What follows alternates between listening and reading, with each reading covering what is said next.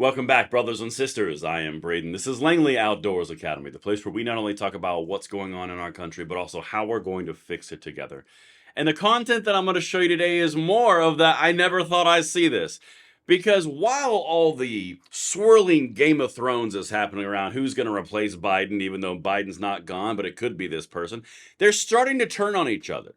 And the really important thing that I'm about to show you is the Young Turks, which are like so far to the left that you need binoculars, are turning against Kamala Harris. Kamala Harris is turning against everybody else and sending out her little surrogates.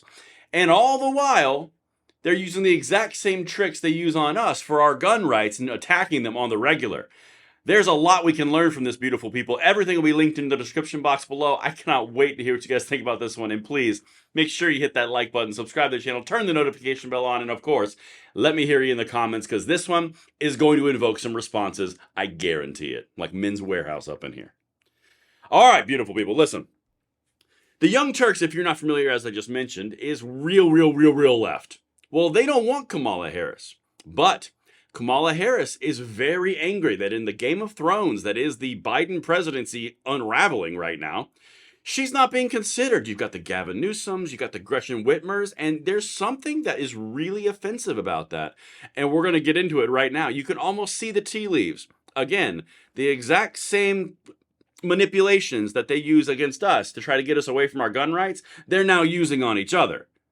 All right, let's just dive in here. Let's start this off. Just a nice little opener.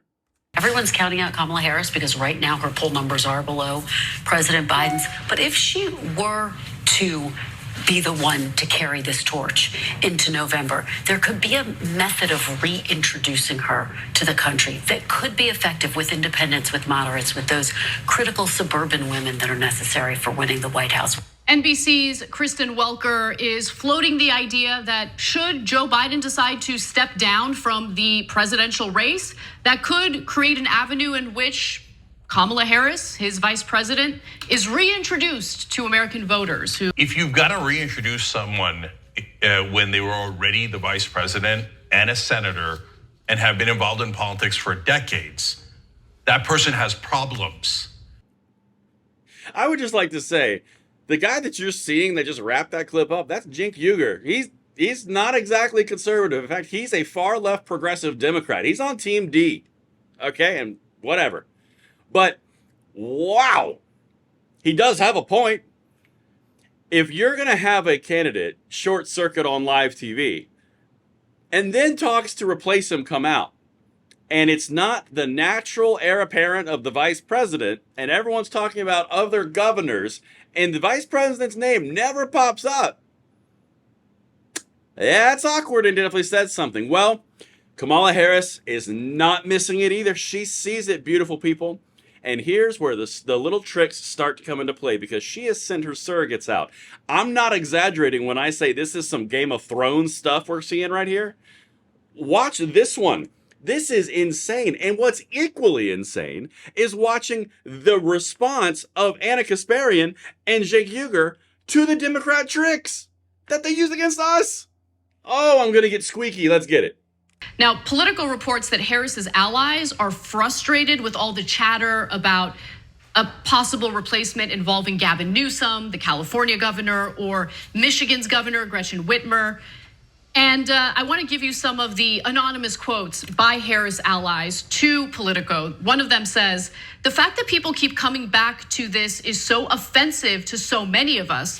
They still don't get that the message you're saying to people, to this Democratic Party, is we prefer a white person." Oh, please. So they're weaponizing race in order to make a case for Kamala Harris, despite the fact that she has her own vulnerabilities. We'll get to that in just a moment. Awkward turtle. Yeah, because they've never victimized or a people group by weaponizing an immutable characteristic before. It's interesting to see, isn't it? The hyenas turning on each other. Well, now let me just get back to the main point. I was about to make like 800 jokes that probably wouldn't have done great things. If you're talking about consistency and what the Democrats have done consistently to us on our gun rights, the way that they try to splice us apart and ostracize us from each other and say that, well, you know that when there's a gun present, 1 in 5 women will be killed with their own gun. It increases the available options for women to be harmed. Do you not love women? Why do you hate women? They do the same thing over and over and over again. It's a party that highly utilizes identity politics, but now they're utilizing it against each other. Kamala Harris is sending out surrogates to go after the Democratic Party in general. There's even a video out there of one of the delegates saying we're going to just burn the party to the ground if Kamala Harris doesn't get it, which brings it back to something else that I've said. They're stuck between 8 rocks and 8 hard places. I personally think they're going to leave Biden in and let it just crash and crater, and they get rid of 2 birds with 1 stone, Biden and Harris. But if you can't go with Biden and you know Harris is going to lose and you go with another person,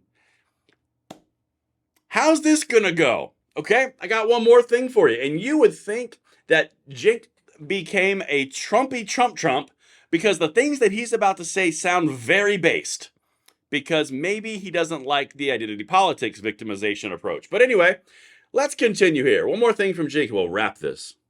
And then look at the code words they're using. It would be offensive. I don't care if it's offensive to you. I'm sorry, I don't care at all. I want to win. I want to beat Donald Trump. I find living under fascism to be offensive. And I don't give a goddamn about your feelings. Second of all, you're lying. What does that mean? Oh, this is an affront to black people and women. Is it? Well, what if Gretchen Whitmer is the candidate? How is it an affront to women if we just selected a female presidential candidate? Well, she is white. Okay. Unacceptable. All right, well, hold on. How about if it's Reverend Warnock? Is it still offensive to black people if it's Reverend Warnock or Governor Wes Moore? No, you're just playing identity politics to protect your own ass. Let's keep it real. Please stop insulting us. I would rather have Reverend Warnock or Wes Moore or Gretchen Whitmer 1,000 times more than I would than have Kamala Harris. You know why? Because she can't complete a sentence, just like the president. All right. So now it all comes full circle, and we're going to tie all this together, hopefully in a beautiful bow. You can let me know if I land this plane. Not you in general, but when you have an entire party that is built everything that they do through the lens of some sort of victimization, some sort of immutable characteristic which makes you a target, victimhood mentality, this would be the mainline high-level leaders of the Democratic Party. This is not everyday Democrats, it's high level. But it begins a part of a problem, and Jink, in his sarcasm and his hyperbolic response, kind of says the quiet part out loud.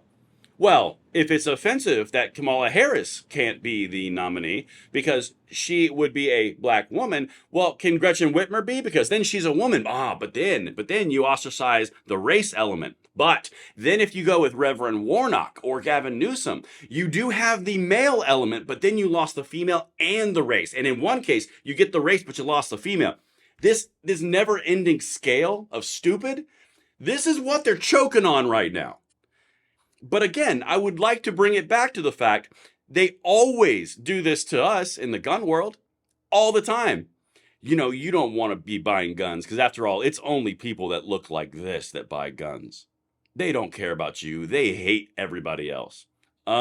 This just in, the largest group of gun buyers in the past 4 years was minorities and single women. That's awkward.